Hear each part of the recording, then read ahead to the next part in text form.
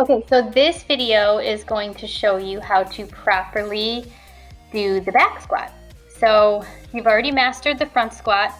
Last year was what we did, the front squat. So now we need to focus on the back squat. So essentially the squat is the same. The only difference is where the weight is and where your hand placement is.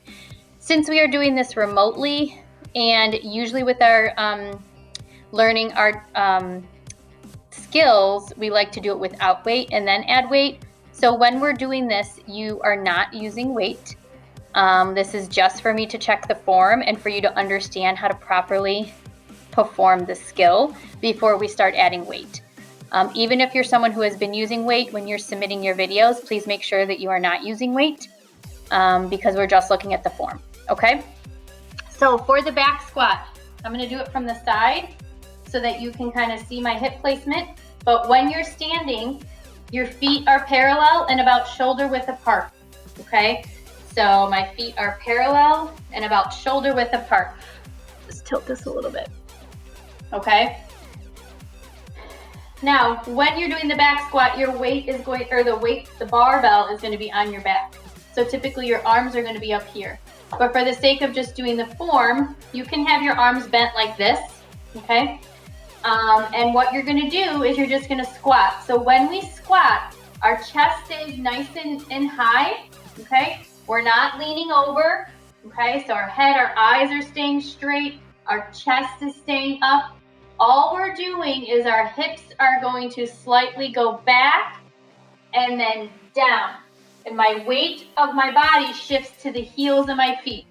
You're not coming all the way up on your heels, but you should be able to feel the shift. So right now, I'm evenly flat-footed on the ground, okay? So when I do my squat and my hips go back, okay, the weight shifts to mostly in the heels. I still have my feet are on the ground, but most of my weight is in my heels, and then I'm squatting down and squeezing on the way up.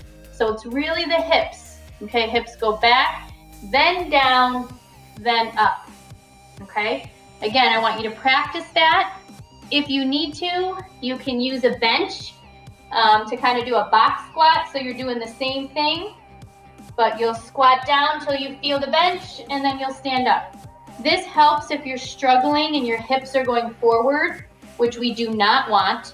We want our hips going backwards. That helps with that hip placement. So if you put, a chair or a bench or something like that, it will help with that hip placement because that's typically the hardest thing to learn when you're learning how to do a proper squat, okay? So that is the correct form. Please make sure that you're looking at the rubric and making yourself familiar with the language in there so that you understand that when we're using it in class, okay?